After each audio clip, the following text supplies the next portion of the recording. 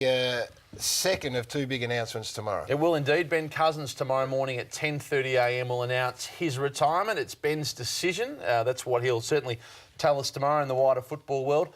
A discussion took place today. He arrived at training this morning with his now standard coffee and had not much to say. He had a quick meeting with Damien Hardwick and with the head of football, Craig Cameron. The announcement has been scheduled for 10:30 tomorrow. It brings to end one of the most decorated careers, Gary, in the modern time, possibly the greatest Eagle of all time. And certainly the last 2 years have been interesting. But there'll be a lot of speculation about whether he was pushed or whether he actually put his hand up. It's probably irrelevant in the end. I mean, if he had gone on and if he had the option of going on, there's a fair chance he's going to spend a lot of that time in the VFL. We wouldn't like to have seen that for Ben Cousins, so I think it's a good decision all round. Yeah, look, with such a long career and, you know, a highly profiled player within the game, I think that he should be able to go on his own terms, and that's fair enough. I don't think we should try and forensically analyse whether he was pushed or he resigned. It's the end of a career. Yep. It doesn't matter where it came from. I think it'll be quite an emotional morning at Tigerland. I understand that Ben's dad's going to be there, Brian, and his brother.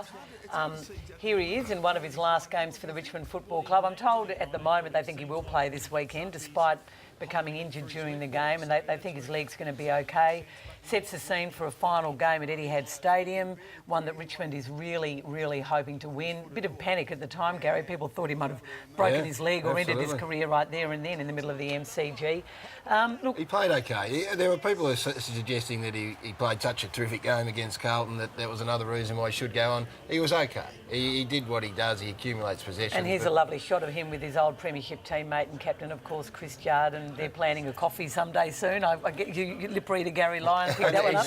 And it must be said, and you hate saying it because you want to celebrate a career, but his biggest challenge probably faces him in the next 6 months as he adjusts to life without footy. And we'll Richmond hope that... don't think I even know whether he'll stay in Melbourne or go back to Perth or what he might do.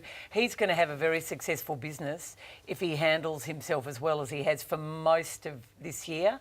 And I think he can become an enormous role model in many different ways for young kids. And I really hope he continues to do that. A win-win tomorrow, I think, for the AFL, Richmond and Ben Cousins, the way it's been handled. Indeed. It's going to be a big footy day tomorrow. It was a very big footy day, a big couple of